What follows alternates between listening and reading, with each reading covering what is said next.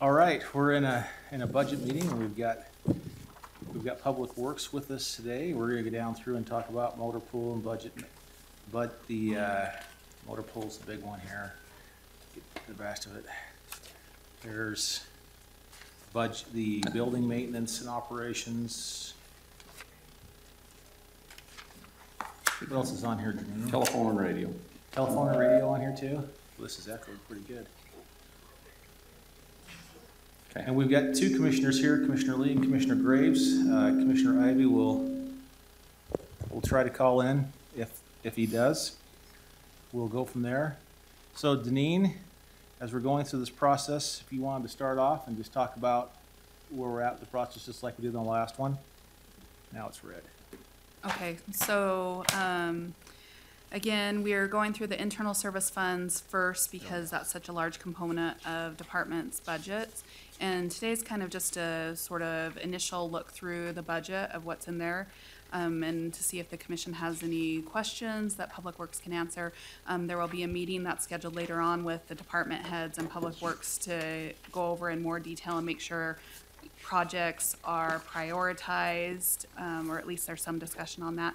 And then once that all gets settled, then the internal service budgets will be finalized for the numbers that get sent out for the departments to include in their budget. It's a little bit different than how it's worked in the past, but I think this will be a good procedure to follow, since other than HR, internal service funds are usually one of the largest components of departments' budgets. So there are, is this working now? Maybe that's not. Yeah, Can you hear me? Okay. Sometimes there's projects in here when it just says project with a dollar amount. Mm-hmm. We'd like to have a list of what those future projects are that we're looking, that you're looking at. And then, just so we're on the same page, our second, let's see, we'll start with the first page. It says motor pool. And looks like that. Okay. Are they working off the same sheets? Mm-hmm. Okay. So we'll start with that one there. If you want to go down through and talk about that, I know on this one here it has a negative 12% at the bottom in the amount of change, and just kind of talk about the total revenue and what you're foreseeing for this next year. You want to give us a quick rundown on the revenue, and then I'll talk expenses. So as far as the revenue goes, the reason there's a decrease is because you gave us some money halfway through the year due to fuel. Based on the numbers that occurred in 2018, our 2019 budget is right in line with where it should be. Again, we're basing it off of the first 6 months of the year, January 1 to the end of June, and then we just double that, assuming that everything holds true for the end of 2018, and those are the numbers we use to estimate for 2019. Okay. Yeah, so when I'm let's see, so you had the fuel. So obviously fund balance of 100,000. Why? So the 100,000, sorry, Richard, Oh, go did ahead. you want to talk about the 100,000 from fund balance? Yes. We've talked before about the motor pool software that we've looked at. Okay. What we're looking at is the potential of we've talked about doing it out of capital this year, but we've never moved forward with that. So what we're looking at is taking the fund balance, taking 100,000 out of fund balance to buy that software package. That would eliminate two, I'll call them homegrown software systems that we're currently using that are struggling to talk to each other. I guess my question is why not out of the capital expense budget? We'd be fine to do that, but we're just looking for a way to Yeah, I think To bring it for forward. me So it's a personally, I'd like placeholder, to see just us in case. go out of that rather than withdraw out of the reserves Yep. in that regard. We would be fine with that, so. I don't know, Deneen, is there a problem with calling it out of, transferring out of that versus fund balance doesn't matter?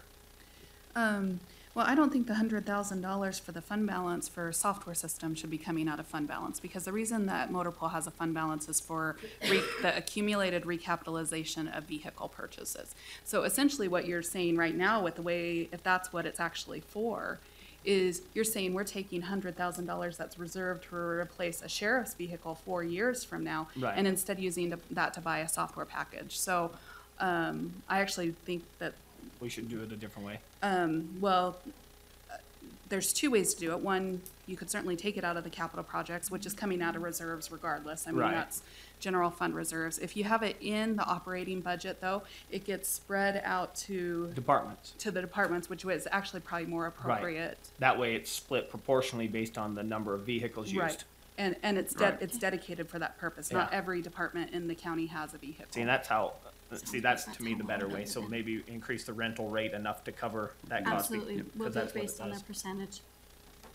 And actually, I mean, the $100,000 from fund balance seems low to me, just because there would be several cars that are being replaced. I mean, if you're replacing 10 cars, the amount of fund balance, I mean, if I said a $35,000 vehicle and you were replacing 10 of them, it should at least be $350,000 from fund balance. So that number actually seems low to Is that me. because we put the payments covering those over the period into fund balance? Mm-hmm. Okay, Right. And we call it a recapitalization rate, because Right. it's a little more than the depreciation. There's a Right. factor added to it so that we it use the covers vehicle one of about 3%. Right, it covers Right. the inflation when it's replaced. Okay. Okay, we will take a look at that. So going back to the need to purchase the software Yes. over the, you're calling it the homegrown, where are we at with that? With the need or? No, with IT building that, We, putting we that we together? have struggled immensely with that one. We've had the first part of the system that's been in operation for, well, no, the older part of the system, Oh, is the probably 10-year 10 part. 10 years or so. The other part has been the last 4 or 5 years. And there's two different parts. So one is the part that does like all of the billing that goes out to the different departments, you know, based on what we spend on the vehicles. The other is more what I would say is the internal part of motor pool, you know, their work orders, where they get the parts, that sort of thing. And as we've looked at it, Dan's gone through and done, you know, spot audits on it. What's in one system is not reflecting into the other system like it's supposed to. You know, they're supposed to be integrated and talking, but we'll have work orders of, you know, a few $1,000s that don't show up in the billing side of it. They're just gone. And without having either a screenshot or something on paper, we don't have any record of it. And that's been a problem. He's been working with IT on it. We have spent, now granted this is in-house money, but we've spent well over $100,000 in-house with our IT department to do this, and we have a software system that doesn't work. And with the Asset Works is the one that we've been looking at. Feel like it would be a very good off-the-shelf. It comes with all the customer support aspect of it that they need. He's talked to several different Is that a shops. that are- one-time cost too, or is that a renewal every year? I believe it's a one-time cost, and I think there's about a $3,000 a year maintenance fee on it. For the support? Yeah, I'd have Yes. to, I And we couldn't can tell you just build exactly that on that, but I into- think that's about where it runs. So, There's another side to that. Is that also with the pavement and the roads? the 100,000 is not. If we go full on, the whole public works package, it's about a $300,000 package. It's This about is nine- just with that one, The motor pool module? package, the fleet package is about 95,000, 100,000, somewhere right in that. And it's That most range. critical. And it's based on the number of vehicles in the fleet. So, and it's the one that we've got the critical need for right now. The others, we'd love to be able to integrate those. We can bring those other packages on at a later date. They all integrate. It makes it so that all of our people would be using the same software if we do that. What this would be is just the motor pool or fleet software. And would this change at all if the RFP we're going through is different? Is it still the same? Do we still need software? Absolutely. Yeah, because we'll still have still the fleet tracking. on the small equipment, on the big equipment. Even if we went all passenger vehicles outside, there still has to be a tracking mechanism for those, even on a lease scenario. It would be less intense than what it is now for the passenger vehicles. All of the other vehicles and the heavy equipment would all still need to have that, to be able to track all of that as well, so.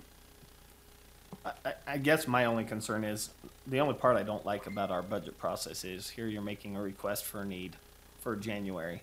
reality is you'll wait till January 1, order it, it may be 30, maybe 60 days to get it, to understand, train, and then all of a sudden, Or this we time next year. yes, we seem to have a failure, and it's like, we've given you that, and so I guess my question is, why can't we do it earlier in this year so that you're up and running for January That 1? would be Because wonderful. once you hit that construction season on road, you guys have a whole different thing for park maintenance and everything that Yep. pulls us out Yeah, of it. once, So- once we get to about April, our whole dynamic changes. So- Right. Whereas the end of the year, I mean, not that we don't have things to do, we just don't have the It's- same It's a level good of time. things It's to le- it's do. less hectic. Yeah. Right.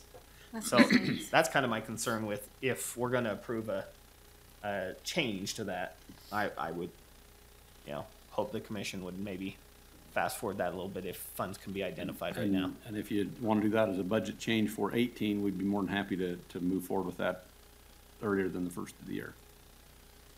So, Okay. Other items that you have in there? anything else on the revenue side that you have a question on, or, it's not something that's in here because it would be something that would be a capital expense item. We've talked a little bit in the past, and we obviously haven't given you our capital budget yet, but our Provo fuel site, we are the oldest underground steel tanks in the state of Utah. So far, we've not had, But if we replace them, we'll lose that status. I know it, and we would really like to lose that status. It's about a $500,000 investment to upgrade that site and put in the new up-to-date fuel tanks. There's underground lines that have to change out, there's pumps that have to change out. The control system we put in a couple of years ago is still compatible with the new pumps, but there's a lot of things that would have to change with that. That will be something that we'll be looking at in our capital budget for this year as well.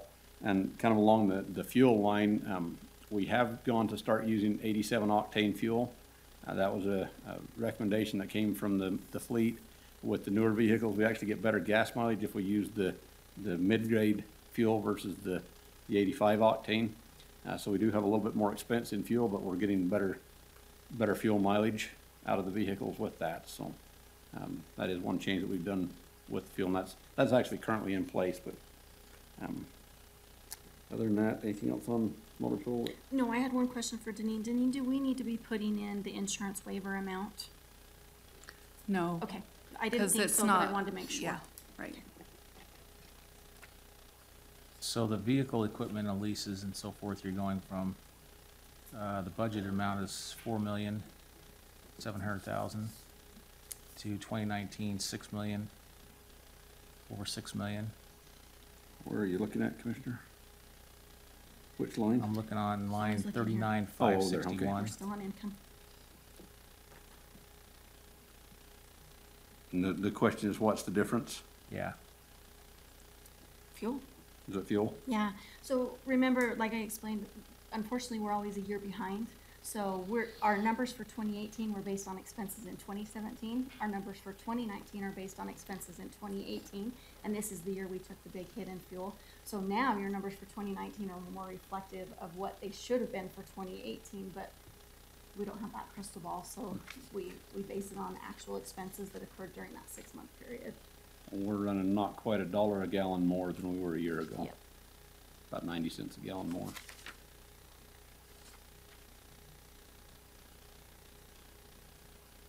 yeah. And we do burn a lot of fuel.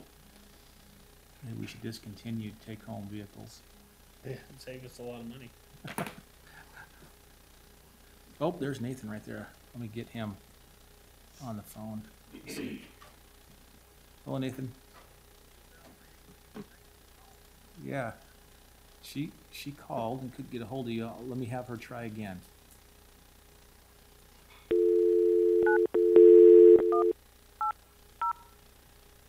Yeah, she's dialing right now. Let's see if it goes through. If not, we'll. Please enjoy this Verizon ringback tone while your party is reached. That's him. Hello, There we go. you there? Yep. Yeah, can you hear us? Okay. Yes, sorry about that. My phone had never rang, so. We're just on the revenue page, the very first page, Okay, and we're just kind of going down through that right now. So you came at a great time. okay, thanks. All right, so we're running a year behind on that, about $2 million. Oh, 1.3. And so, and there's the rest of it. There's some others in there.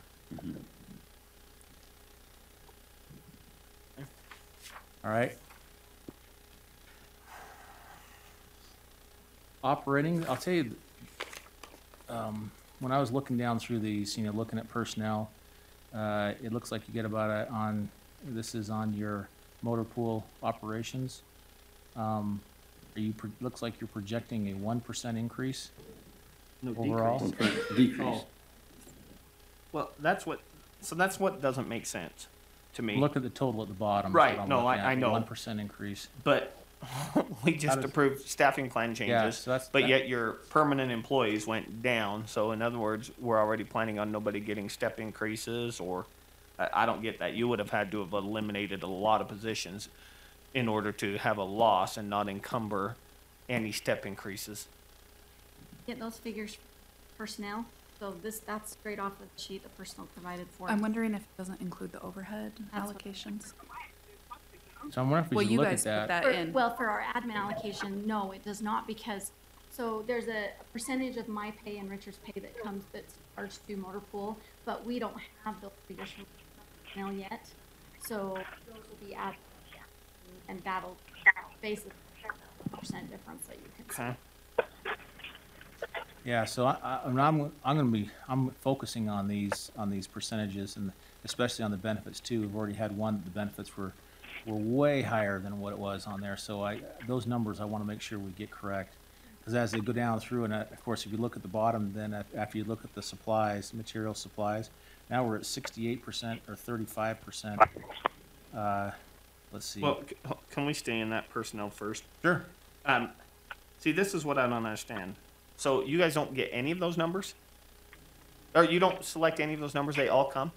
Well, what we do is I do it based on period, so I'll run a report on her time for Richard and I, and I'll say, okay, 2% of our time go over that 6-month period, and then we'll take 2% of my pay and 2% Okay, of no, his I pay, mean charge it the to whole them. list. No, Uh, I understand that part. See, Like for- because like for for all of example, if you go to the 1310 account, Yes, in 2017, we actually spent 2656. In 2018, we have spent nothing, which I don't understand how a retired person can't get benefits because they're still retired. And then in 2019, we show that expense again. But see, going to Commissioner Lee's point, there's no percent of adjustment, even though we've literally increased it 2,657% from zero. right. And again, if that comes from them, insurance waiver, this year you went up, but yet they don't show anything. We're claiming that we'll have none. Temporary employees is consistent with how it's always been, but that's what I'm saying. How in the world does that happen? But you guys don't pick any of those. No, so, and that's why I asked Janine the question, should I enter insurance waiver? And it allowed me to enter retired employee insurance, but it sounds like you're gonna take care of all of that, and I don't need to enter either of those two figures, correct?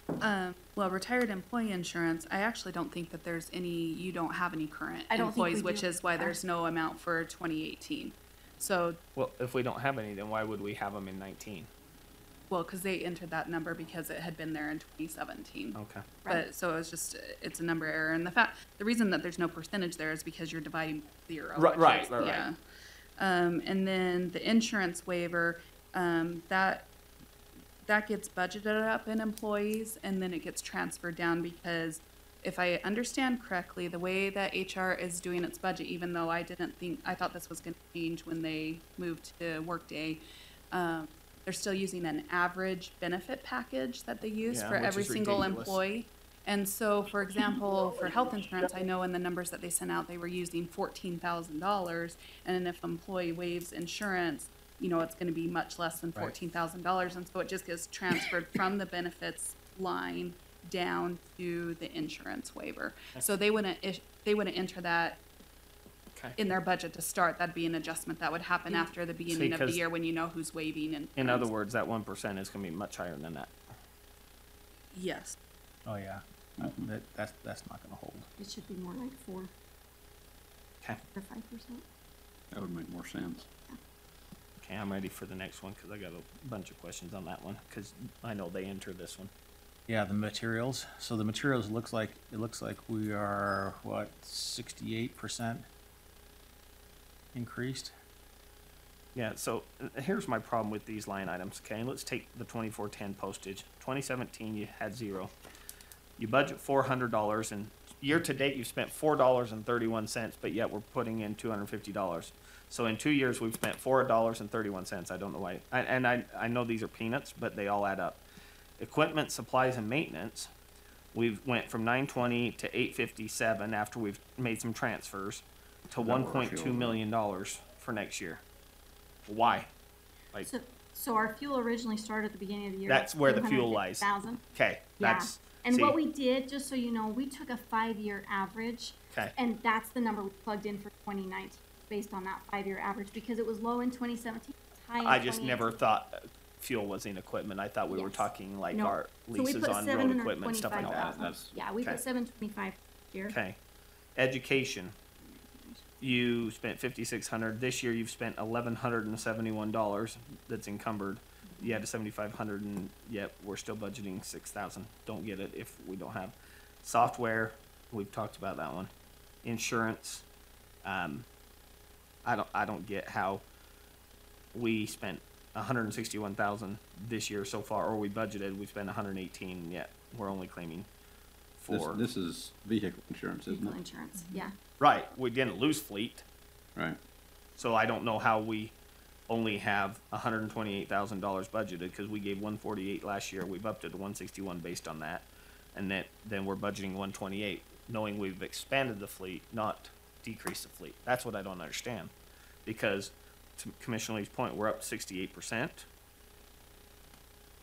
and it's still not reflective of where it's really gonna be. It's gonna be higher. Much higher. It could be. What we do is we verify with the attorney's office as far as what that insurance figure is gonna be. And again, it's a little bit of a, this is what it was last year. If we add more, it's gonna be a little more. If we lose a vehicle, which doesn't usually happen, we're usually gaining like Vineyard and some of these other contract cities. So we plug in the figure that we get from them, and then we usually give it a little bit like a 1%, just in case we add a couple more vehicles than what we currently have in the fleet. But in other words, based on that rate that has been entered, we lost 20% of our fleet. 1 in 5 vehicles has disappeared. That's what that number represents. Right. So 20% of that large number is probably 3 or 4% on that bottom line. So that's why I say that's what's concerning to me when we go through these things, is it's hard to say, which numbers are you guys doing? You said the attorneys give you that number. Well, then who's responsible for checking it and telling the attorneys, dude, you're 21% off. We didn't lose fleet. Like, I mean, that's pretty easy to me. So, I don't know. Yep. So can we go back and work through these numbers? Sure. Some more?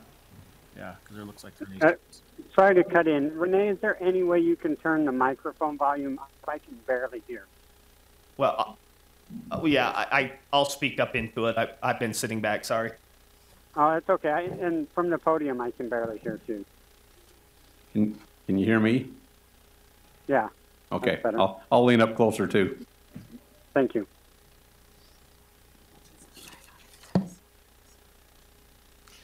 All right. Okay. Thank you. So we'll work through those. Capital outlay, you want to talk a little bit about capital outlay? That's kind of the bottom part. We talked about material and supplies, capital outlay. Those are vehicles that are. So which line do you want to look at specifically? I'll start with the 7440. That's the first one with numbers. Yep. See, so insurance, we're 20% low, and you're adding 25% of the vehicle's cost. So Well, now we're even now- more out of now balance. Swap Yes, one no, for one. that's vehicle purchases over last year. Doesn't mean we're increasing the fleet by 25%. It's just that the dollar figures of what we're buying this year are 25% higher than, Which also has a direct impact on insurance rate. It does. The more expensive a vehicle, the more our insurance goes up for cost of replacement. Actually, our insurance goes down as the vehicles are newer, because the newer vehicles are less expensive for us to insure than the vehicle we had for 10 years. Okay. So it's kind of a trade-off there. Heavy equipment, that was one, I mean, it's next, What's on the heavy equipment one? 286%. The road stuff. yeah, that's all the big stuff on the roads. There's some of that that as we move in, you know, we've put in what they have requested at this point. We have not been through that in detail to say, okay, yes, we're thinking this is a good thing to do. No, there's some additional equipment they want from what we've had in the past. There are the higher dollar amount items. Two of the dump trucks that are in there for replacement. We had done a recap on them that's around $100,000. The actual cost is gonna be about $167,000. They've gone up quite a bit in the time frame we had those, and what we're looking at the recap on. Transport, which is just a 10-wheel tractor. Same thing on it. It's gone up quite a bit from what the recap was on it. Excuse me. Those are some of the bigger dollar items, but most of that on that heavy equipment stuff is in roads. And of course, the roads budget has to pay that difference, so if we get to the point where we're starting to do roads and they don't have the money, then it's coming out of motor pool and it's coming off of roads, it's not getting replaced, you know, that's a How can it decision come that out we'll of motor have to do. pool? So the way, Because by accounting standards, we're spending money on cars. I think she means the budget would be reduced in Okay. motor yeah, pool. They wouldn't sorry. replace it. Thanks. Okay, so here's my concern on heavy equipment. Whose control is that? Because in 2017, you spent $138,000. We gave you $411,000 based on what you submitted for budget. You guys have adjusted it internally to 1.6 million roughly, and want another 1.5 million dollars in 2019. But yet, this year we've still only spent. I mean, we've spent 49. We've encumbered 355. I guess that's my question. See, that's the controls I think the commission gets frustrated with, traditionally, at least for me, is when we award 400,000, we end up with 1.6 million dollars. Who's controlling that? And I guess I'm not following your question, Greg. What? On the 7450 account, Yep. in 2017, you spent actual 138,000. Right, okay. In 2018, we budgeted 411,000. So when we approved the budget, that's what we had. Right. Since then, you have transferred, made adjustments to your budget of 1.6 million dollars roughly. That's the 2019. No, that's the 2018. The That's- 2018 adjusted. 2019, the 2017 Okay, is. it's not got the labels. Sorry. 2017 is the zero then. Right, yep. 2018 then we spent zero in 2017, 138. The adjusted was 411, and then in 2019 we went up to 1.6 million. So that's the 4 times the 1,000% increase. Right. How and why? Like, what are you trying to buy there? Because Okay. at $1.5 million, that's a lot of road projects to me that we could sub out. I think That's how I it's- look at it. It's kind of the ebb and flow of how the equipment rotates out in the road department. You know, that's the biggest part of that heavy equipment. We don't recapitalize it at all? We do, but it's just a matter of like with the 2 10-wheelers, the dump trucks. We recapped 100,000. As we're looking at pricing on them right now, they're coming in at 167. So we flat out missed it on the recap. We've kept them 10 years. So yeah. we've had the trucks 10 years, but what we estimated the replacement value would have been 10 years ago. They've gone up substantially since then. So you can give us a list then for that 1.6 of what we're looking at doing? It's already in your packet. I was gonna It's say, I the believe next Dean couple printed it. pages, Oh. detail of capital replacement, so it starts with 7440. The 7450 starts on page, Okay, sorry. so fire, those two bother me. Chevy Suburban for 53,000. Oh, there's 2 of them. Yeah, so that's what bothers me then, because when I was working with the police department, our sheriff's department, the state contract, I mean, how many ads are we having? Because state contract price wasn't that high. It's only like 36,000. Or like a Tahoe. Uh-huh. And so There's another 20 grand really in a Suburban? I don't know on a Suburban, like on a Tahoe, there's 12 to 14,000. I guess outfit. my question then for fire, who's regulating and saying, yeah, you really need a Suburban? If the sheriff's department and search and rescue can fit all the gear possibly needed for that in a Tahoe, inevitably it would fit in a Tahoe for the fire department because it doesn't carry hoses, it doesn't carry water, that's what the trucks are for. We put in there what they have requested, and then as it comes in, at the time to do the purchase, assuming it's been approved in the budget, then we ask for the department head to sign off on the vehicles. Okay? So this is our chance to question and deny them. You got it. Right. Fantastic.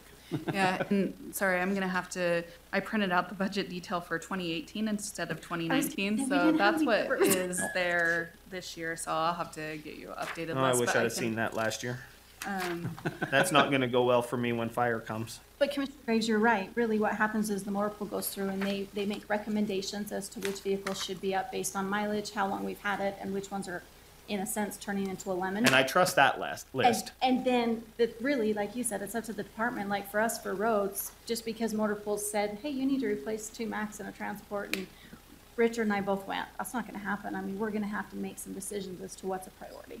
and Okay, so you'll if- get us that request list? Yeah, and if I understand correctly too, the Chevy Silverado, or the Suburban, whatever, that's the vehicle that's listed as the detail is the vehicle that's being replaced. Traded That's in. the current It may vehicle. not necessarily be replaced with that same type of vehicle, so I'm just looking at the 2018 budget, and the Suburban, it looks like, was replaced That one With- for an F-450. an F-450, yeah. Okay.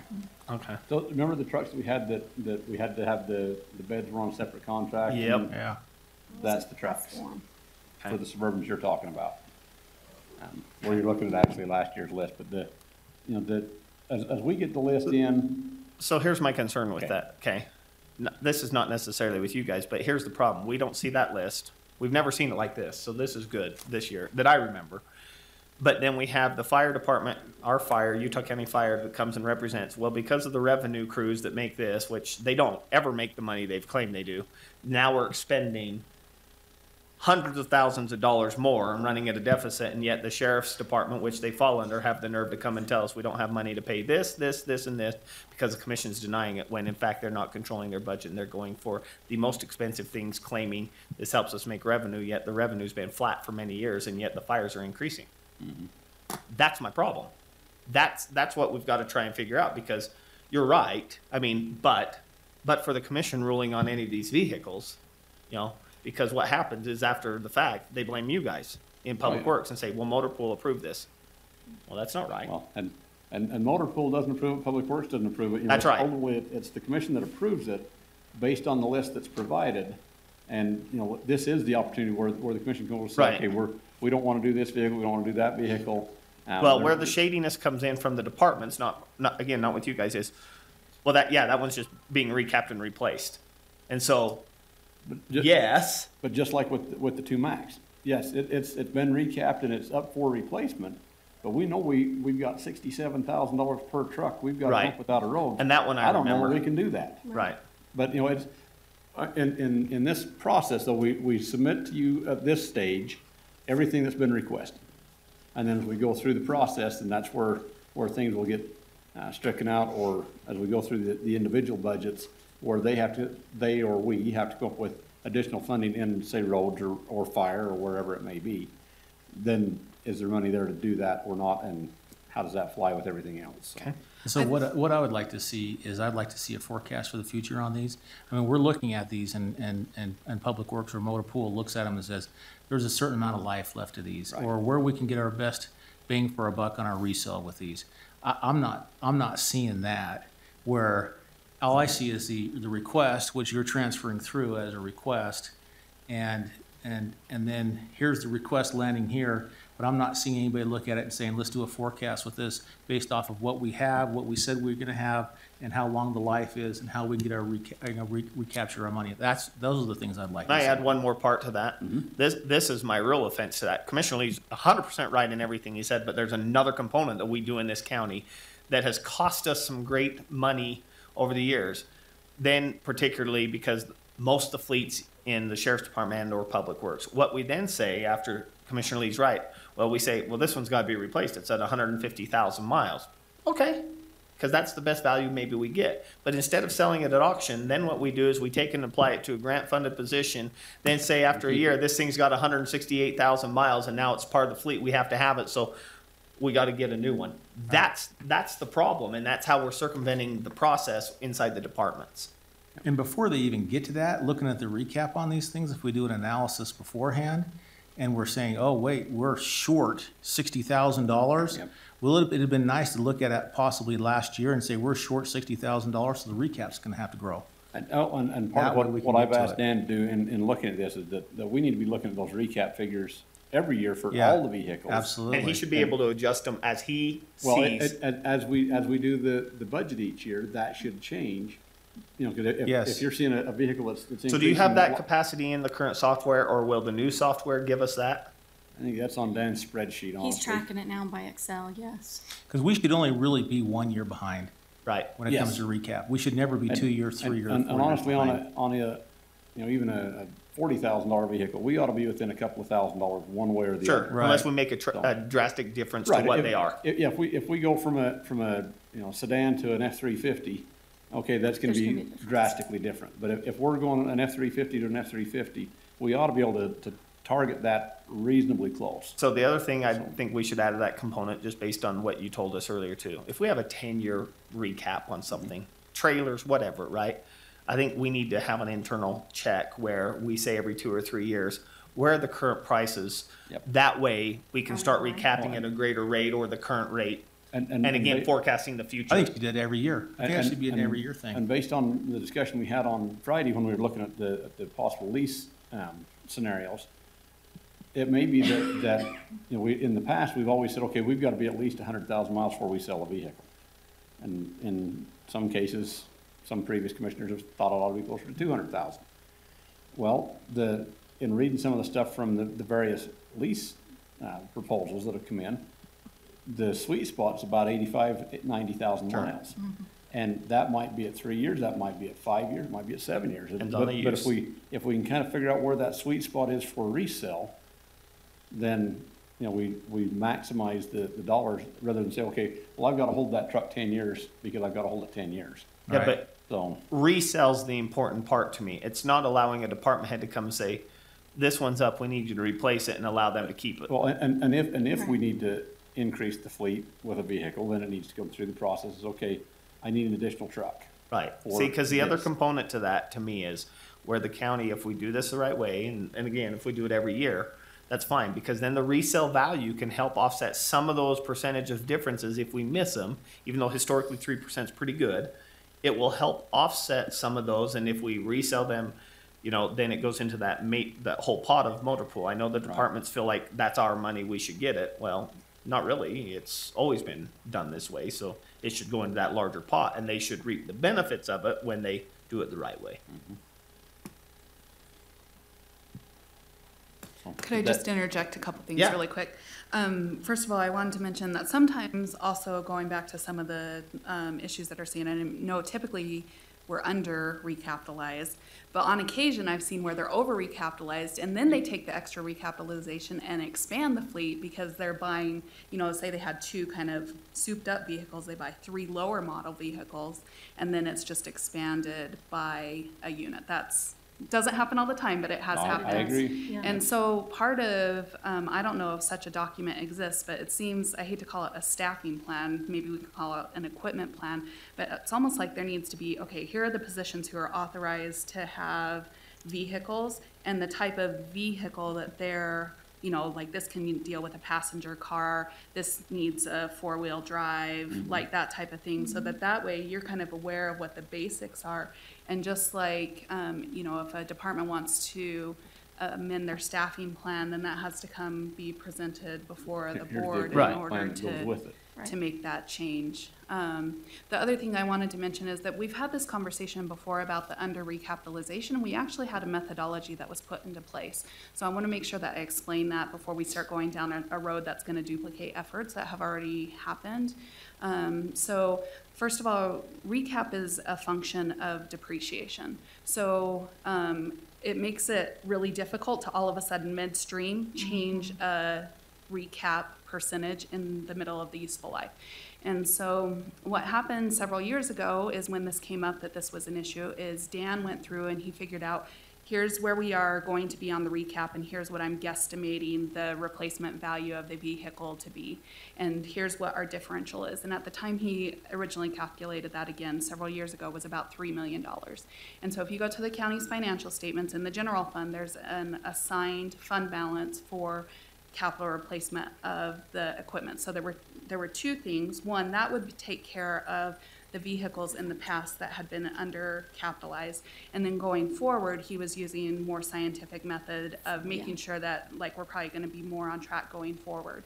But that is how that is funded, not changing the recap percentage, but by assigning the fund balance. So in that year that you have that big spike, you can use that fund balance to fund. So my other concern with this is, and I think we've gotten in, and I think this has really only happened in the sheriff's department because of grant funding and things like that. So they're currently coming to the commission with a request to purchase something where they've got a pretty sizable donation.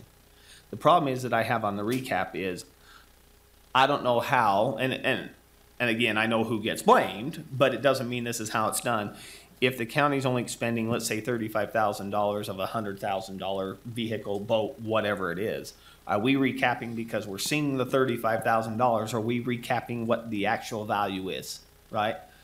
That to me is the other question that I'd want to make sure we're doing, because if we're going to do it and accept the donation, then in essence, we're saying it's a valid thing that the county's going to continue to buy and recap. Otherwise, it's something that needs to be noted at the beginning and say, this is a grant thing. When it's gone, it's gone. Well, I think that goes back to the, again, staffing plan. I don't Right. know what the correct terminology is, that then if that becomes a piece of equipment that is going to be recapped and funded from here on out, then that would get on the list as a recapitalized vehicle. The other thing that I have to say is, and this is a write-up, I think, in the county's management letter comment, is donations are supposed to be recorded at the fair market value at the time of the donation. Right. And that would be the value that would be depreciated. So, I think, that's not happening though. Is Right, that I agree. people are getting these donations, but then they're never recording them in the fixed asset system. And so that's more of the problem of the recapitalization, I think, than it's being recapped at $35,000 instead of $100,000. Right. I agree. So, okay. Yeah, because then we find ourselves way off. Other Okay. questions that you have for us on motor No, pool? because I would like the 2019 list for that. Okay. To compare. I can give you a quick overview, or do you just want to? If I can get the list, we Yeah. can go through it and maybe talk about it after we all have a chance to. That's all those details behind here. So the next one is the revenue on building maintenance. If we're done with that section. Yep. Building maintenance.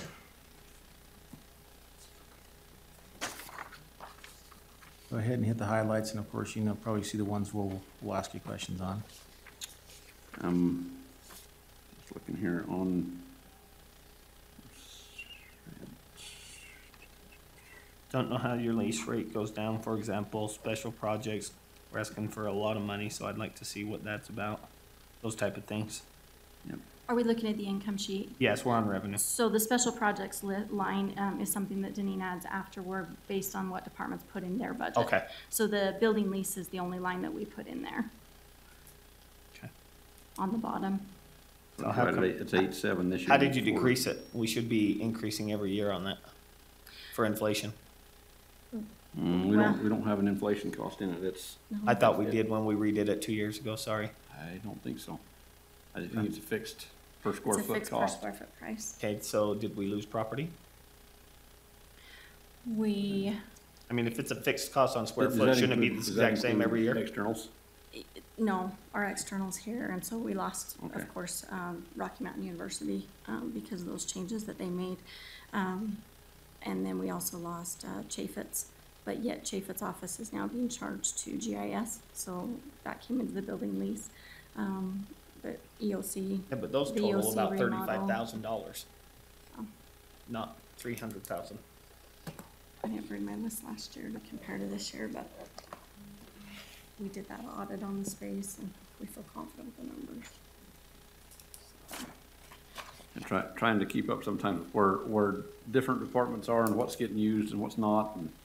And, we do have one of the bigger spaces down at the sheriff's office is where the old EOC versus the new EOC, which is the old dispatch center. That, Even though it sits dark with stuff in it, we still have to It's- maintain it. yeah, and what we've looked at on it is that the EOC, the new EOC, the old dispatch center, would be part of the, I'll say, a common space. Because at the point in time that we use the EOC, it's used by multiple departments. It's not just a sheriff's office function. You know, the commission would be part of that, the public works would be part of that, the health department would be part of that, depending on what our situation is. So that's not something that's billed directly to, like, the sheriff's office or any individual. I don't department. understand how that could possibly be considered common. Because Well, there's, in a lease sense of the word. yeah, I still don't get it. I don't know how you would charge, because I know the process that I have to go through as a commissioner. My key card gets me in and out of there. And I go through 3 security doors to get there. And we're gonna all of a sudden, because that key card access goes to everybody, so we're gonna all of a sudden start, Commissioner Ivy's phone call just dropped. He'd like you to call him back. And so, how are we gonna give access to everybody? Because if you're gonna charge everybody a lease, No, it doesn't get charged to everybody. It gets charged to the building fund. So it's not leased space and not charged directly to, like, the sheriff's office. It'd be like overhead. Please enjoy the Verizon ringback tone So while that common space probably isn't the right term for it, but that's Okay. the best term I could come up with for it. The old EOC is now part of the sheriff's lease because they're utilizing that as space for the sheriff's office. And it had previously not been to the sheriff's I guess I'm office. just looking for an explanation on a fixed cost is a fixed cost that, I mean, every year it should be the same on square footage. So there's gotta be a lot more square footage than a tiny office that Jason Chaffetz was paying $800 a year for. And I'll run a list for you, comparing last year to I'd this year, and appreciate point that. out which ones have changed. Who's in those offices right now? Chaffetz's office? GIS, out of the IT department, part of the GIS function. Is over there. And we also moved internal audit over there, so there should be. Yeah, I don't think they're in Chaffetz. No, adjacent I said to- over in the building. Yeah. Yeah, there's been several different changes in that building in the last year or so. We can get you that update on where those changes have happened. I think this building has stayed fairly constant. I don't think there's a Yeah, whole lot of because the changes attorney here. remodel was just change of. HJB, I don't office think had a space. lot of changes. I think it was mainly the historic courthouse and down the jail. Okay. So, All right, anything else on that one? Echoing Need's Next page. comments again on personnel on the operation side. To me, this is the continual problem. I know we've said this every year, but this is offensive that we can't have even close to the right numbers, because how do you conduct a budget when you know Yeah, they're I don't know what so to do with these. understated? So we're saying on this one, 1% again for permanent employees, but our benefits is going to 9 and 10%.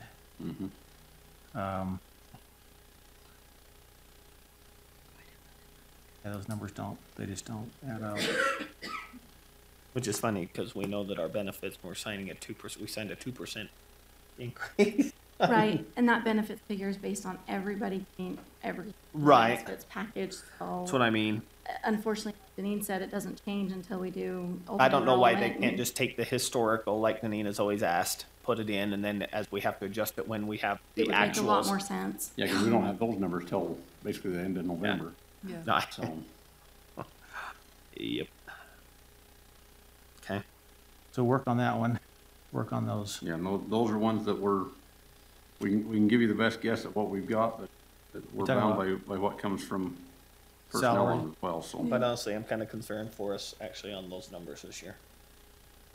Yeah, well, it's hard to even know. if we're Yeah. Looking at them this way, I just mean with some of the changes that Oh. we'll be going through, obviously. yeah. Okay. Materials and supplies, Okay, equipment maintenance, So a lot of increase on buildings and grounds.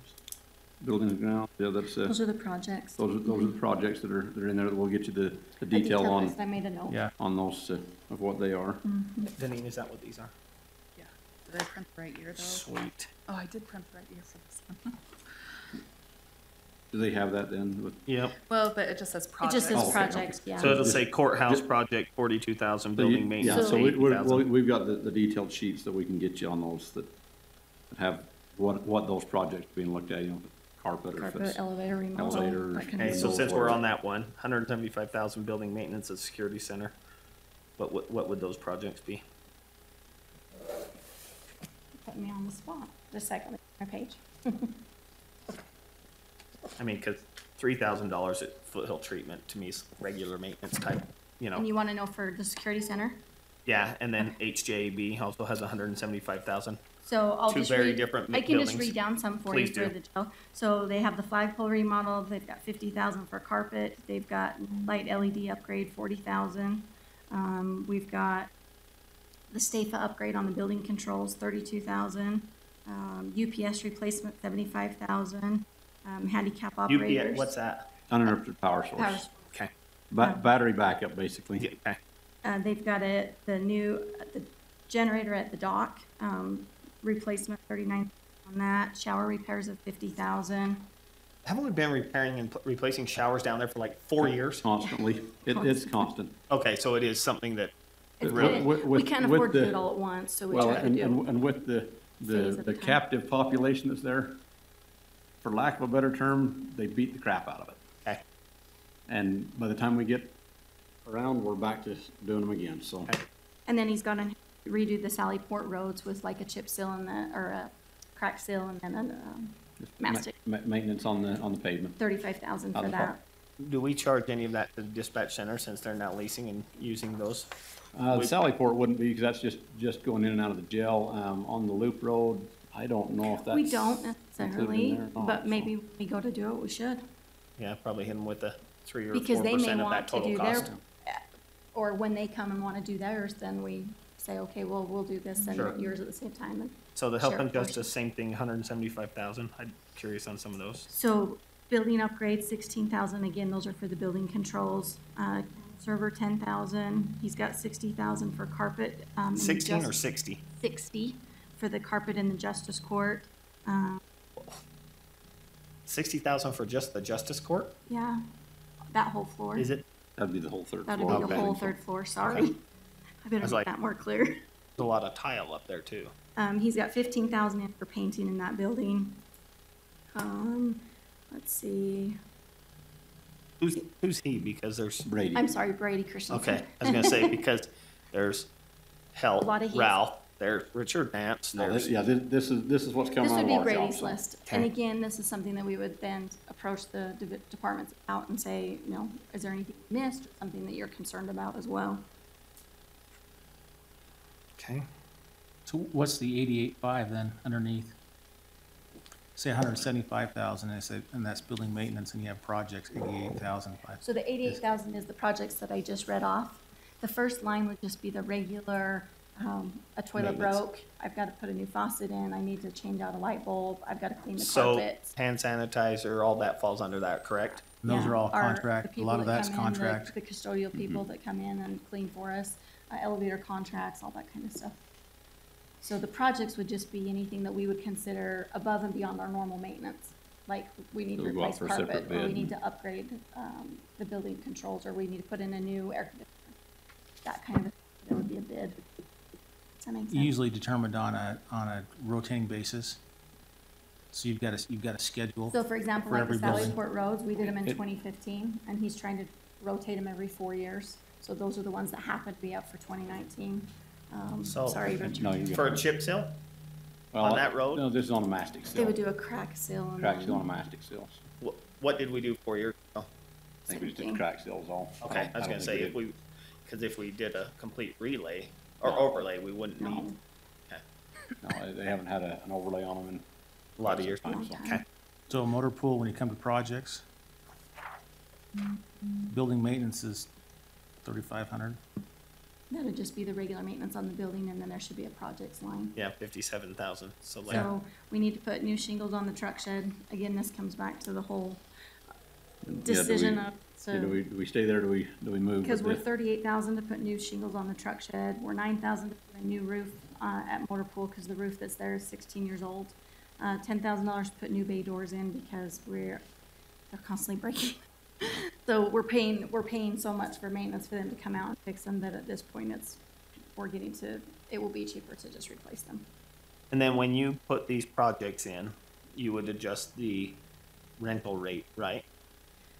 Or do we, see, that's the part I've never quite understood. The rental rate, I thought the way we set up the rental rate would potentially be covering a lot of these projects for replacement, so Right. like a carpet, things like that. Yeah, and- redoing and the- roofs is And different. the theory is the rental rate is to stay constant. Right. And, you know, your expenses are gonna go up and down year to year. So on a year that you have higher expense, then you're drawing a little bit from the fund balance. On the years that your bigger items are down a little lower, than you're putting into the fund balance, so that you can hold that rental rate at a constant rate.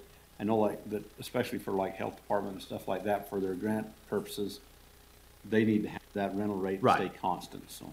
Okay. Never been a fan of that. If we're Actually, doing, the- because I think they have to pay actuals, don't they? The health Yeah, department. the when it health comes to department- grants? I thought they wanted it level. No, they have to have Oh, the I'm actual sorry. for Medicare, Medicaid. Yeah. They can get in trouble Okay, if that, my bad. yeah. Double check on that because I thought we fixed that 2 years ago to make sure. I don't think we did. I think we're still doing a flat I rate, right? thought we had a flat rate. I'll tell you, the budget is being developed with a flat rate, but I spend about a week at the end of every year going Okay, so through and you're doing charging the actuals on the other actuals. end of it, so. I shouldn't have to do that, but to make it so we don't get an audit comment, Okay. that's what I have to do on the back end. I'd like us Yeah. personally to see us do actuals. Okay. Prob- County admin The building. problem is if you do actuals is then, no offense, but it's like $30 a square foot to be at the courthouse and it's only like $14 a square foot to be at the admin. Doesn't matter. You're gonna get everybody who wants to move to a different building because my rent's cheaper if I go over there. But the difference is that building over there is like 97% funded by federal and state grants, and we have to use actuals. So it doesn't matter. We know that building's more expensive, and quite honestly, we should be charging 30% more, if that's the case, or 50% more, because then people aren't leaving space here and trying to expand like they are over there.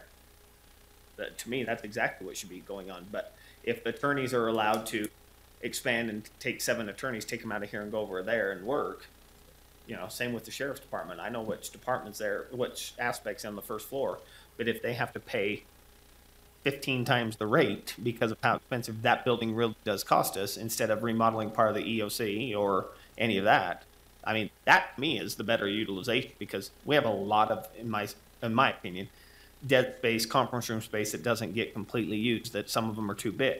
Some are too small. Like, you know, just depend.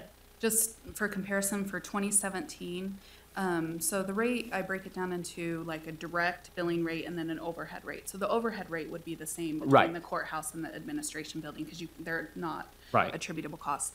The courthouse, the direct rate was $11.64 a square foot, and the administration building was $11.45. So was only about 19 cents different per square We're foot. doing better. We're getting better. The health and justice building,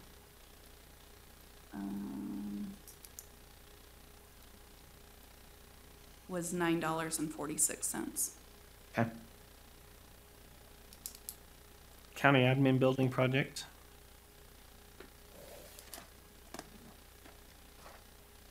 And like I said, I'll type up a sheet for you, but I'll be more than happy to read through some of the ones he's got on here. Just because they're larger. $70,000 for carpet in the auditor, USU extension and the elections area, 16,000. Hey, hold on. 75,000, and which areas? USU? Auditor and the elections. Have they asked for those? No, I don't believe they asked for them. I think Brady determined that the carpet needed to be replaced. You might want to take a walk up there because most of that looks pretty good. My question would be on the extension. What kind of rate we're getting, what kind of reimbursement they give us based on number of county employees versus state employees. I'd be curious on that one. So what was the other 20,000, sorry? There's 16,000 in here for building upgrade, for the What- building controls, Like AC and The stuff? state, the STAFA So- system. Okay, safe system. And then he's got some, ADA concrete grinding that needs to be done. We've got a couple of trip hazards that are an issue. perfect. And USU doesn't, that's all a county expense for those space. I know, that's why I said it that way. Okay. Which, by the way, they provide a good thing. Gel, 30,000. That doesn't fall under showers. Is the Sorry, north which building, one? Yeah, Gel North jail Building. north building That's the, projects? it's not in the security center itself. It's out in the, Oh, not literally the north building of that. You're talking the north building. no, at the Spanish Fork complex. Okay. But one of It's the buildings to that's the out, north. out Where to they the have north, the not- evidence? The one that the car Yeah. ran through the wall a couple years ago? No, that was Foothill That's Foothill. that got run through. Okay. But out on that end of the campus, but there's, you know, the buildings are all So where separate in there. so like basically the garages that the fire's in, the, Yep, and then you've got the one that has like, record storage. Uh-huh. Evidence that, you know, Evidence. that's one of the buildings. okay, so what's the 30,000 on that? Because they keep complaining about the storage isn't big enough, Which building is the 30,000? So I'm assuming we're talking about the north building. I don't have that sheet in front of me, but parking lot, he's got 18,000 for the parking lot, and another 16,000 to do building control upgrades. And That's the state other system. That's- building, They're just split, real, you know, divvied out amongst all the buildings because it's a full system, but. the other building is probably the SWAT building. What we come for emergency service, 6,000 parking lot, and again, the control upgrade of 16.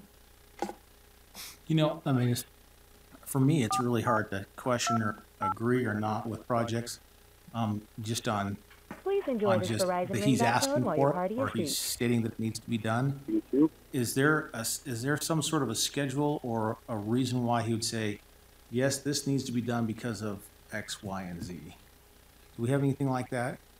As far as, you know, There's having a absolutely a schedule, schedule. there's, you know, they try to keep based on building standards, you know, okay, we need to have, you know, the carpet looked at every so many years of the, you know, and I couldn't tell you what they are off the top of my head, but, you know, they do have standards in the industry that kind of give you some guidelines of where they need to go. And then the second part of that is Brady and his crew use their professional judgment to say, okay, our HVAC system is is an not issue. working as good. We're seeing more issues when we do our PMs, you know, whatever like that. So it needs to accelerate, or things are working better, so we can hold it off. They use a lot of their So professional judgment. you to do have, that. you have that kind of explanation, though, that he has written up. Absolutely. He- Brady looks has in his that. office, yeah, yes. 2 years ago I saw that binder seeing when I met with you and Dawn, and Yeah. quite honestly, right. that's the That's- binder I think the commission would like a copy of, because it does have exactly what Commissioner Lee's talking about. But see, here's my only problem. We're not involved in this discussion enough because, so HVAC, for example, right? With technology and the way it is, the question is are we better served by coming and replacing all these windows, having a better insulation on the inside, or do we keep putting $30,000 into the compressors and the coils and whatever, right? And that to me is the better discussion I think we need to have and say, okay, you know, the HVAC is not working very well. Well, I can go through a lot of offices where the sealant around the windows, you can hear the air blowing out, and it's like, well, crap, we're losing a lot. So we're overheating things, or, you know, or overcooling things, or whatever. So to me, that's kind of the And a lot question of times, we have. it's also trying to make work with what money we have available. Sure, You know, but it's- that's what I mean. Rather than trying to fit it in a spot because we have $750,000, these projects are all we can handle. Mm-hmm. To me, your recommendation, if we say, okay, let's replace these windows, Commission, here's why, here's what this does, potentially an HVAC savings for this, and this. We understand it's going to have an expense, but then at least we can have that determination for future savings, or, you know. And that's part of what Brady and his crew go through as they're preparing this. They try to figure out what's the best bang for your buck on where we're spending the money on the projects. Sure. So, So also, besides that list, how much of it is with the departments and the department head saying, I would like to, I mean, we had a discussion about having all these brand new. chairs, yes. All these chairs brand new. Was that a professional recommendation, or was that somebody that says, I think we need to change out all the chairs, it's about time? I'm just wondering how we get to that conclusion. couldn't tell you specifically on this because I don't know. I haven't asked that question. Well, you were the commission chair last year. Were you involved? No, as far as like No. on these chairs specifically, typically what we do is for building maintenance items, whether it's the changing out the lighting, the carpeting, the windows, those are typically not things that we go and ask the department about. Because quite honestly, I'll put it as bluntly as I can, those are not the building professional. You know, Brady's guys are the building professionals. They're the ones that know the ways to maximize the dollars there. You know, if you go ask somebody in the recorder's office, they're not gonna know if that light fixture or that light fixture is any better, or saves you any money, or lasts any longer, or anything like that. So no, they're not typically involved in that kind of discussion. Honestly, we'd have quite a variety, in my opinion, of different opinions if we did that, because you'd have one department head says, oh, I think the carpet's just fine, I don't mind it at all, and another one, you know, oh, I don't like the color, I think we ought to change it. And, you know. The color's a different thing than the use is fine. I get it. I'm just saying, I think you'd get a wide variety, and I think you're better served to have your building professionals making those decisions and And the bringing that commission. information to the commission rather than having all So of it. I'm gonna bring it back. I mean, I've dealt with buildings and equipment my entire life. And there's two parts that I see with it. One, there's the part professional looking at it and giving recommendations, and the second part is, can you afford it? And I think we're missing the part of the afford part. It comes to us in a lump sum and says, here, this, and this is what we're looking for. But I think I'm feeling like I'm out of that conversation, where we're not having both the professional and the one who is making the decisions on where the money should be spent in the same room talking about the same thing. That's where I think the disconnect's coming with some of these projects. It lists as a project and it says, oh, we need a new roof. Okay. I'm not going to go up there and look at the roof and analyze it. I'd like the professionals to look at it and say, this is the reason why we need a new roof. We've got cracked all over the place on this thing. We're tarring it up constantly. You know, it's out of the warranty, or what's happening on the inside? We got stuff coming down, leaking through. When it comes to the carpet, when it comes to the chairs, there's two parts to it. Like I said, the one is professional taking a look at it and doing a recommendation. The second one is those that are going to be looking at the money part and saying, can we afford it? Because I can tell you, as a professional, heating and air conditioning professional, I've gone into homes before and looked at it and said, you need a new system. You're going to be nickel and dime to death. Yep. This is going to take, you're going to pay $300 here, $500 here. By the time you do that, and I'll do all the analysis and say, this is what it's going to take. And if you just go ahead and finance it, you're going to save in 3 years. If you get a 3 to 5 year basis on this thing, it's well worth it to go ahead and do it. I can get behind that, and they probably most likely will get behind it and do it too, because they can see the analysis. Otherwise, they'll look at it and say, I'm not going to spend $10,000 on a new heating and air conditioning system. Why would I do that? Let's try to nickel and dime it until you actually show it. Well, see, and so that's my other point is, and I know Richard and I had this conversation a month ago about capital expenses versus, to me, the building professional, like Commissioner Lee saying, that definitely, the structure of the building, there's no doubt. I don't care what a department head tells me, you know, other than, hey, there's a crack coming down my wall, I would hope, you know, they would call it. But when it comes to carpet and chairs, the stuff you're talking about, with all due respect, the actual state law and state code for department heads, you're a different department head than 7 other department heads, because elected officials actually are 100% responsible. So if Brady's coming in and saying, I want this chair and I want this chair, and like you said, some years you're contributing to fund balance and some years you're withdrawing from fund balance, they actually have a personal liability and personal responsibility for any budget that they're over. They have to personally account for and write a check. So if they're not involved in that process, that's a problem for me on those 7. Because again, there is a difference. You know, we expect you in your public work buildings to say, yep, this has got to be replaced, this has got to be replaced. And we have that conversation. I know that's where I think a lot of complaint comes. Some department heads don't say, right? Some are never going to know. Some are never going to have an opinion. But in the elected officials' cases, that's where I think it's a little different. If the clerk auditor says, carpet fine in my thing, it doesn't matter what Brady says. Like, Brady probably right, hey, we need to replace this carpet. But if he doesn't want to pull out of or she doesn't want to pull out of fund balance and says, no, this is going to be good for us for the next, let's wait 2 more years, then I don't know why we wouldn't allow that opportunity. Because again, fund balance, that comes from us. I mean, we're the ones that decide how much to draw on it. I guess it comes down in my mind to a philosophical question on how we manage the building. Right. Is the department, including the ones that are managed by an elected official, are they leasing, quote unquote, from Public Works? That's the way I have understood it in the time that I've been here, is that basically the county, i.e. Public Works in this case, is the owner of the space. And all of the departments are leasing that space from the landlord. And we function as that landlord under the direction of the commission. If that's the case, then do we as the landlord have the responsibility to make sure that the space is kept up like it should be and everything like that? Or is that space the individual department space and we're just there to do maintenance. That's kind of the philosophical Well, difference let I me see. use your analogy as somebody who has a family and a long history of duplexes. In fact, most of the duplexes built are used by my grandpa's floor plan.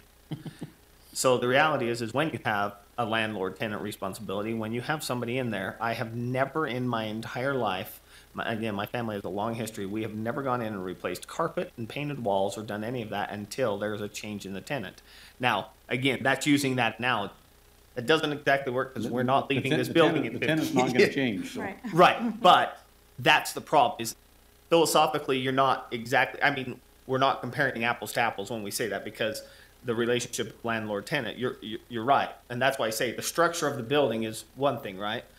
But the problem is if we say, let's take the recorder's office, and we say, okay, we want to replace the carpet. Well, he's already gone in with his budget within his thing, and he's expanded one of his offices. So it's gonna get new carpet essentially in some places. We have those tiles for replacement. But that whole office has been done, well, not that whole office, a portion of that office has been done. That's my other concern is, how in the world are we only doing a partial of an office? Like, why aren't we doing a whole area? Like, right, so there's no building professional I've ever met or dealt with, and again, I don't have the strongest background as you guys do, but if you're gonna replace carpet because it's worn out, to me, you're gonna wear it all out. The funny thing is in this case, the part that the public walks in there is not the part we replaced. And it was the part that was the dirtiest if you ask every person that works in there that has a comment on it. That's kind of my concern, is because I hear that and I see it. And again, I don't pay attention to every square inch of the carpet. But when they wanted to replace this and replace the chairs, for example, I walked through there, I'm like, there's not one hole in any of these chairs. There are several of the plastic parts in the back that are broken. Oh, well, didn't these end up getting replaced? No. Oh, okay, well, good. No, because again, every project that we put in for, you guys sign off on. So as a commission, we submit a budget transfer to Deneen, we say what we're gonna do, and then Right, to and I you think for the step approval. that we're missing in that, I just think, depending on what it is, I think department head needs to sign off. Because even the roof that we've talked about for a couple of years of the security center, I don't think anybody's been in disagreement. However, the sheriff is very frustrated because he's like, well, they charged me for it. Not that you did, but he feels like you charged it for him. It's been on his budget for 2 or 3 years, and this year it finally happened, or whatever, right? And so it's like, he doesn't feel like they're having a say 100% in it. And yet he feels the responsibility of that whole building, you know?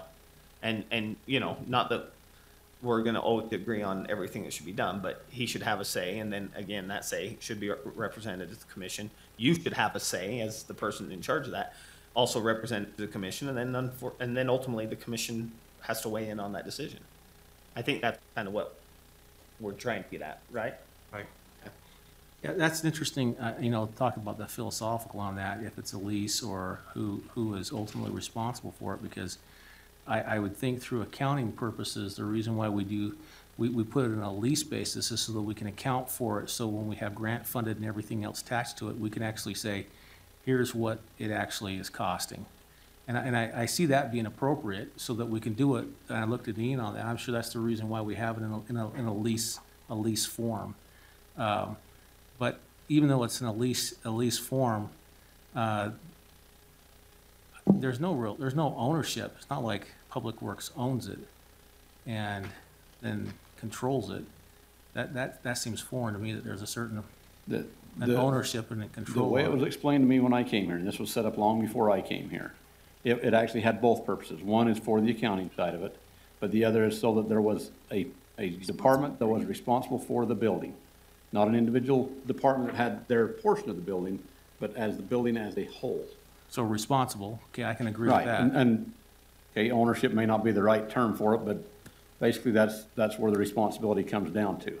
Yeah, So, if something fails in the building, it's gonna come back to my department. Right. Not to any of the other. Yeah. Not to so if the tenant, as I'll call them, is, one of the departments, and they say, no, we really don't wanna do that, they push back, they don't wanna spend any money on it, whatever, and then something fails, I guarantee it'll be me that gets called on the carpet Yeah. and say, how come that failed? they're not gonna call outside and get a contractor to come in and do it, No. right? But That's then, why I then they'll think- come back to you and say, well, Public Works failed. But that's why I think if they get this list, they initial it and sign off seeing the list in an understanding. I think that's a different level, right? Because to me, that's how, Yes, when yes we and no. talked about this, when I first came in and I asked for everybody's 5-10 year plans, that was really the biggest complaint I think we heard. So we even had you come and present on how this is done at county working days. Yep. Everybody got a thing, an understanding. They understood the process, but they still feel like they're not included in the process. And again, I understand why. To me, you guys making the recommendations to them and explaining why, and then having them sign off. If they still have a problem, say, you know what, we don't need carpet, wait 2 or 3 more years because, you know, whatever. Then you make that assessment, come to the commission, we talk about why. That to me is the part I think that we could, again, take all the pressure off of you. Your building professionals make that recommendation, but then they see, approve, sign off, and then decide, right? So, Okay. see, there's the reason we haven't fixed this back 2 rows in the commission. We want them to all move forward. No, just kidding. Okay, All right, telephones? Are we done? telephones.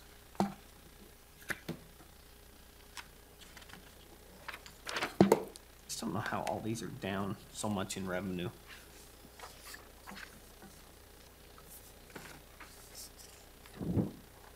And personnel, like, it's crazy to me.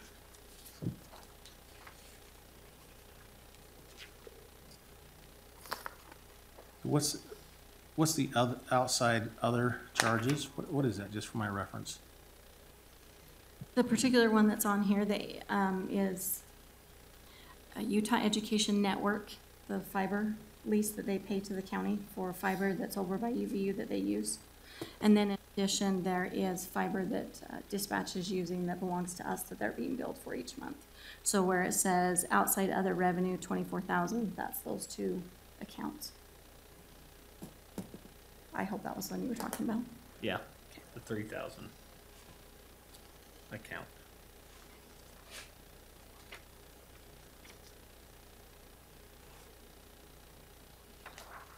Then the fund balance, the FD 640.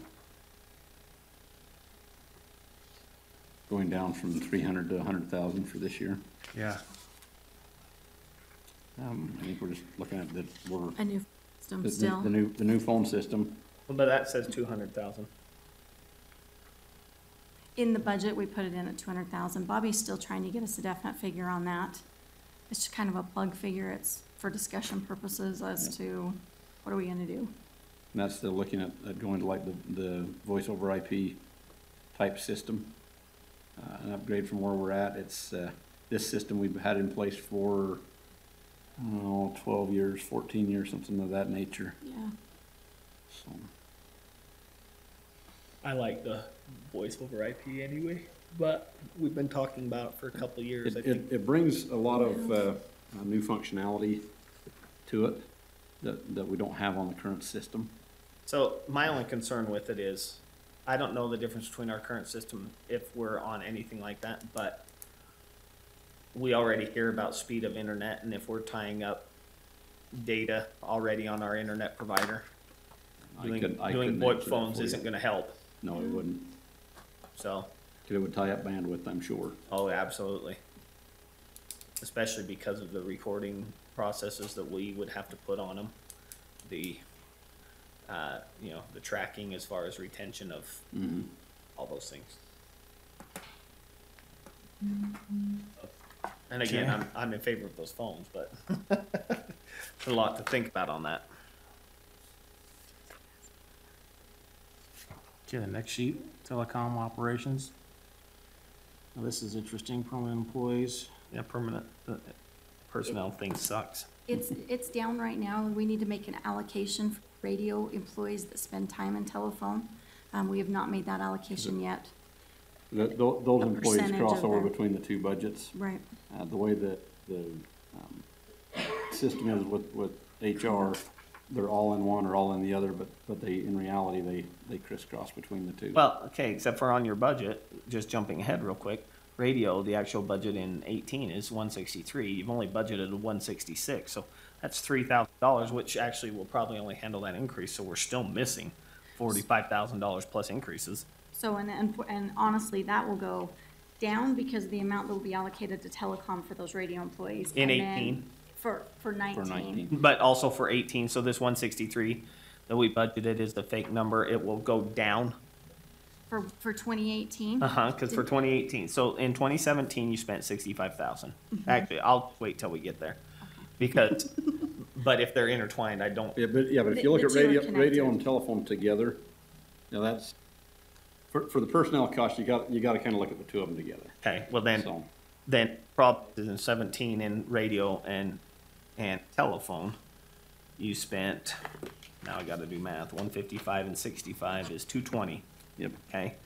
Then in 18 we budgeted 130 and 160 is 290-ish. And then in 19 we budgeted about 85 and 65 is 250-ish. Yep. And in. So we're still undervalued by Well, 2018 standards by 40,000 plus and in- increases. And in 17, we had a vacant position. We were able to fill it, you know, towards the end of it was, I guess, the middle of 17. is when we Middle of actually did. 17. And then that is now vacant again, But, so but you'll fill it in 19. We Or hope. a 10. we hope. But again, so because of that, see, that doesn't make sense to me, because from an HR standpoint, we have to budget for the full staffing plan. Correct. So I understand you may have a savings when you turn back your 1,100, but that still should be accounted in there. So let me clarify, sorry, Rich, I'm gonna jump in here. We have 4 positions, 1 is in telecommunications, that's it. There's 3 in radio. And of those 3, 1 has been vacant all of 2018 and most of 2017. Okay, And then I have 2 other positions in radio that were vacant and filled in 2017. Right. So 2017's number for radio shows really low for actual expenses. Okay. But for 2019, we budgeted as if all 3 positions were full the whole time. okay, and that's my problem. make sense? Yes, no, I understand that. The problem is in 18, we've budgeted 290,000. My guess is that for the full staffing plan, assuming everybody's there, okay? But yet in 2019, we're budgeting $250,000, even though those, unless we're turning back a position, which we're not, No, we're trying to fill it. then HR should have given you a different number. Right, but we haven't allocated for our admin expense. So the difference there is. So we have about Rules up front. $40,000 in admin expense in those? Okay, Yes, I'm sorry. okay, It took me a minute to catch up. okay, good enough. Then that puts that pretty close to in budget there. At least historically. Okay, materials and supplies, like they come pretty close. Yeah. Capital outlay on that one. That's the cell phone system. Yeah, the 200,000 at the bottom there is the telephone system that we were talking about. Well, we're within 2%. Is there a way to study that on, how much For bandwidth and bandwidth? stuff? I Yeah, think what we do is have Bobby and Neil get together and see what that would be. That's beyond my expertise yeah, by any me means. too, but now that I say it, we really need to have that Yep, discussion. that's something we can have those two kind of get together on. Because if it slows down, for example, our records, which already take a while to load because of the graphics, it might be something that we want to separate somehow, or I don't know. Yep, okay. I'll go take a look at that. Capital outlay, if not, anything on that, go to the next one. Radio and communications. So we get it on revenue because we combined them, right? Yeah. Yeah, so on the radio, I don't know, do you have any questions on the revenue page No. or? Not for me, just because we tied it in with the telephone. Yep. None for me. And then on the, we covered personnel's part of it, Yep. kind of the joint Other thing than there. they're still understating, but yes. Yeah, but 2%, you understand where that's at, and so. then 21% on the benefits. Let's see here on our, Your materials are up a lot. Yeah, this one's way up. oh, that's right, okay. Limit- Yeah, so on the, Radios are way out of control this year. they're actually coming down to a better price, that's a Well, good. but we only spent $153 last year, 21,000 the year before, and now Where we're you asking for 400,000. So that doesn't seem like we're Where- coming where down. are you You did reading that? 400,000 last year. No. Tell me where you're reading, Greg. Well, let's see, So let's get to I'm the- assuming that this 7420 furniture and equipment, since the 400,000 matches Oh. down the there. radios for 400,000 on the 7420, literally historically in 2017 you spent 21.7. Right. In 2018 you budgeted 153. You really spent 152.21. You tell me the radios are coming down, and we went from 21 to $153. And now we're up to 400,000. That's not coming down. Okay, but there's, I don't know why it's not, It doesn't show, because it wasn't part of the original. yeah, because So the there's commission gave us- 400,000 that we talked about earlier this year. Okay. From you guys to buy radios. Right. I don't know why it doesn't show up. So on why is it here. not showing in the budget? Yeah, I don't know. That's the question. I That's have, it. It's 400,000. in 7410 account, because they were budgeted as being more than $5,000. Do you see the 390, Oh. 354, So why- 132? Down the line, so. So 7420. Then how come it doesn't match on this one? Because they entered it as being less than $5,000, and Because especially if the the cost radio- is the dropped. They've individual went down cost of to the radios are coming 3,900, down. yeah. They're just under That goes back to a 4,000. whole other question on, that's how departments attempt to get out of our procurement process. Not because we're buying 400, not you guys. Yeah, it was, I'm saying the other ones under. no, just the unit cost of the radio. We go out and buy Okay. many at a time, Will you guys go back and fix that so that it's matching, so it doesn't look like it's so far out of line? but it's like what Denise's saying, that the one account is for items over 5,000 each. Right, other but if items we for put it items in under 7410 5,000. this year, I think we should put it in 7410 in the future. So what'll happen is as soon as Bobby gets his quote for this big purchase, I'm gonna have to submit a budget transfer to move the money out of 7410 to 7420 Okay. anyway That for makes sense. 2018. So by the time we account for it, it is in Right. the same account number? Right. So hold on, so the 7410 account, you've got 300, we budgeted for $354,132, right? Correct.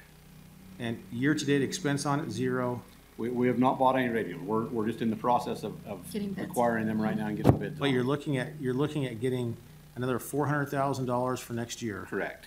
When we talked about it last year at this time, we were looking a little bit over $1 million. Right. In radios. And so what the discussion was, we would do 400,000 this 18, 400,000 in 19, the balance in 20. Well, yeah, I had that discussion with them. The $400,000 was to start, and then we were gonna anticipate, it wasn't that it was gonna be an automatic that we go to the next year's. And then that's Do what it we're 400,000. requesting is the 400,000 for the next year. The radios are outdating. Right. They're getting to the point that and I don't understand all Radios this. in general are outdated.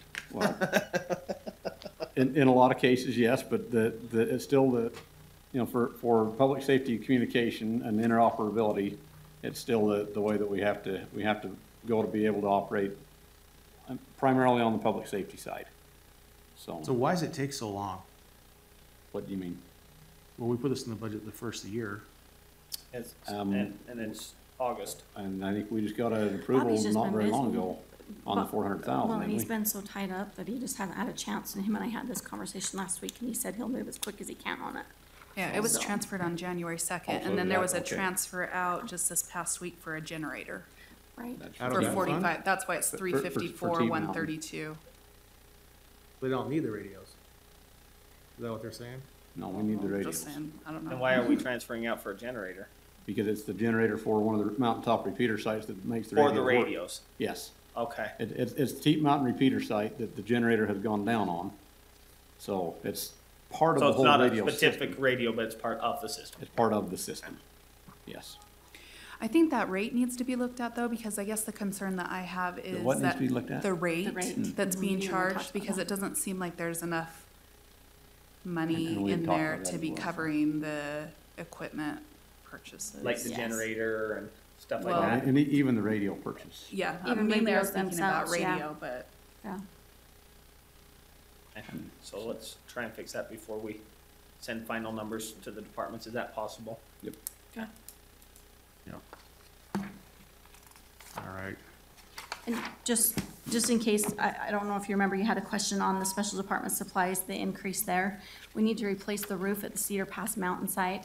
There's one on the agenda tomorrow, is it Lake or Teet? It's Teep. For Teet Mountain, when you see the pictures, the same thing happened on the Cedar Pass site, but they didn't, we're gonna budget one in 2019, and we're trying to do the other in 2018. You'll see it on the commission agenda for tomorrow. So that's Same type of big $8,000. closure at both sites. Same roof issue at both sites, so. Okay. All right. Other questions? Can I just ask one more question on the radio? Absolutely. There was a purchase order that came across. It's something that we do every year, but we lease land from the state trust. From Sitla, yeah.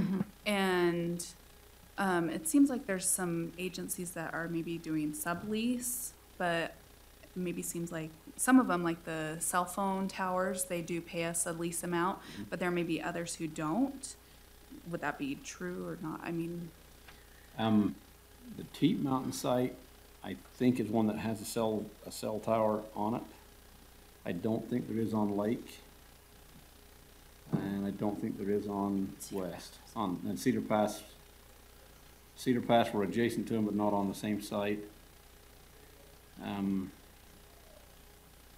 Those would be our 4 sites that we have control of, but I think the only one that we have a cell tower on our site is actually at Teep. okay. Because the original contract, I mean, it's an older It is contract, and it talked about like BYU Police and Intermountain Healthcare, and I don't know that that's necessarily rolling into the rate that we're paying. It may have just been something, I will check on that. Okay. I'm not aware of it, but I'll check on it. yeah, I don't know that it may be. Is that specific on Lake? On the one that's on Sitla? Yeah, Okay. yep.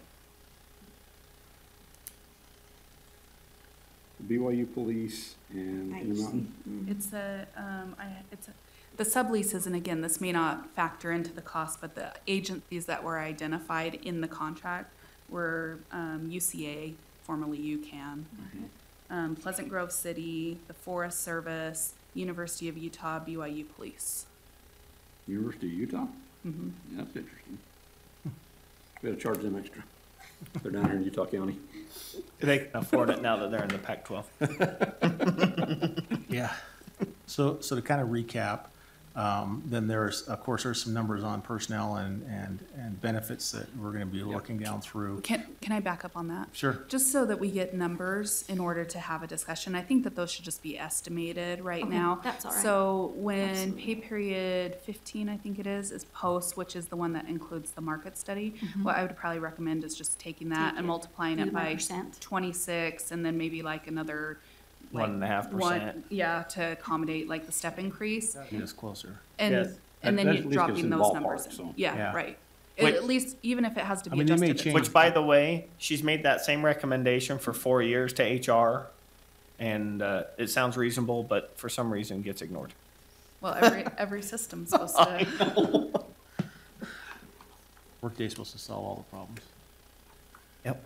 And then with that, there's some other numbers in here to look down through, when it comes to some of these projects and so forth. We'll get you the list. We're looking for a list and a conversation, probably, with explanations on there, so that we can see what the lists are, the projects, the explanations of why and how we came to those conclusions. I think that's, anything else that Not for me. Would you be interested at all? And I don't know that this is necessarily within the next month or so, because I think it would take a lot of time, but like that sort of plan or for the vehicles of. Oh, the vehicle plan, I think that, I would love to see that. I would love to see, and I know you have it, but I'd love to see it by classification of who the employee is, and what their job titles are. Now, I know, I'm not looking for you to get all that information, but it'd be nice to have all that information, so that we understand, who has the vehicles and what they're using them for. If it's driving back and forth to work or occasionally going out to a site, I would much rather eliminate those and put them back to where we just have maybe an office vehicle for occasional visits instead of having And all this fleet I out. think as far as like, you're talking more like the plan sort of thing. One of the things, and this would take some interaction with especially the sheriff's office. Oftentimes they change assignments in the sheriff's office. Oh, and so- rapidly. And so to try to keep up with the vehicles changing, sometimes that's a challenge for us. So 'cause- I guess more in line, I think for the request, and that would more or less say the staffing plan is consistent in Eagle Mountain. So there's 2 sergeants, there's 3 deputy ones or whatever, right? What we're trying to say, I think, is the staffing plan that is If there's void three- of names particularly. If there's 3 deputy ones, then there's 3 tops. What's the or whatever requirement? like Right, that, and so- that's the requirement, Go to right? position, not put people. Right. Okay. Because, for example, the criminal investigators that all think they have to have 4 F-950s if they were available because they pull one tiny trailer to the 7 crime scenes that they have a year. but they all think they need to have that. Like, that would be a good evaluation and discussion to have, because, well, they say we're undercover. Yeah, well, then why in the crap would you take those and drive them home and park them in your parking lot so that the people who know who you are now know your undercover vehicle? Like, we just don't do that. Yet we lock them up underneath here so people can't see, but we don't finish that part. Do we have a policy of, if you're using a county vehicle? Because I know there's some that park out here, so they use it during county time, and then they probably drive home on their own personal vehicles, and then come back and use county vehicles. Do we have that? Do we know who's taking vehicles home, We should have a pretty good idea on who's taking them home. and why? Why they'd be taking them home? I mean, obviously, there's emergency bases and so forth. Yep. That A lot of you times don't want to it- leave here and drive all the way down here to get your vehicle and go Right, all the and- way back that way. I And even get like that. with several of our people, like if they're on call, like say for buildings, they may not take a vehicle home all the time, but the week that they're on call. Sure. Then they take a vehicle Sure. home, so they can respond quicker. Right. Employees that have overnight use of vehicles is supposed to be approved or authorized by the Board of County Commissioners. So I don't, that's what the see that list. county You ever seen that policy list? said. I've that- never seen that list. And I don't know how often that's supposed to get Be updated, yeah. re-updated, but, Well, every time the sheriff would make a change, putting that overnight, we would have to see him then. and I don't know if there's something, way back, I couldn't tell you, I'm just speculating here, but if there's something that they approved that say like a deputy. Okay, if you're, by virtue of being a deputy, then, if you're a patrol deputy, you're taking your vehicle home. I don't know if there's something like that was approved many years ago or not. I honestly don't know. We've actually gone back and forth. We try and Find out. follow either IRS code or, but I don't think we have a true policy. And I will tell you this, based on a bunch of job descriptions I've seen lately, we might as well. Well, Decide. when I see what happened with that Pleasant Grove truck Right. on Sunday here in Provo, it makes me nervous. I'll just Oh, tell yeah. you, it makes me nervous to want to know what's out there going around, going home and back. If they're mainly working out of the office or most of their time, or 50 or 60% of their time in the office. I just wonder. Because if we've granted a work car going home, we're also then liable for them specifically in a car crash going home, even though they're off the clock or whatever. The other interesting thing it says is that if an employee is entitled to take a vehicle home, but they're going to be absent, like on vacation or something, for Needs to 3 be- working days, it has to stay here. I can tell you one that lives by me that has an Eagle Mountain sticker in there that stayed parked for 10 days. Okay, so we'll look for those. Okay. I think there was like 3 or 4 things on there. Yeah. Okay, All right, a thanks. motion? Motion to adjourn.